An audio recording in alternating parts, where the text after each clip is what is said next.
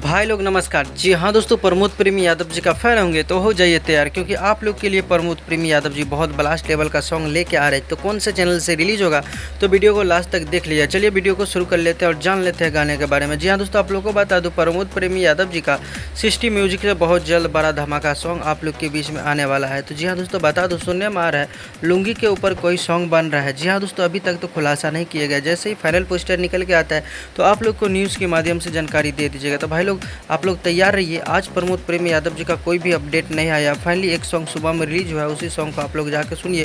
वैसे तो काला तिल जो है काफ़ी तेज़ी से वायरल हो रहा है। फाइनली आप लोग के बीच में फिर से शिवानी सिंह और प्रमोद प्रेमी यादव जी के नया सॉन्ग सुनने को मिलेगा बहुत जल्दी 60 म्यूजिक वर्ल्ड से और प्रमोद प्रेमी एंटरटेनमेंट से आने वाला है। तो गाइस आज के वीडियो में बस इतना ही था। मिलते हैं फिर से नए वीडियो के साथ में। तब तक के लिए अपना ख्याल रखिएगा और देखते रहिएगा Bhojpuri chip official YouTube channel. धन्यवाद।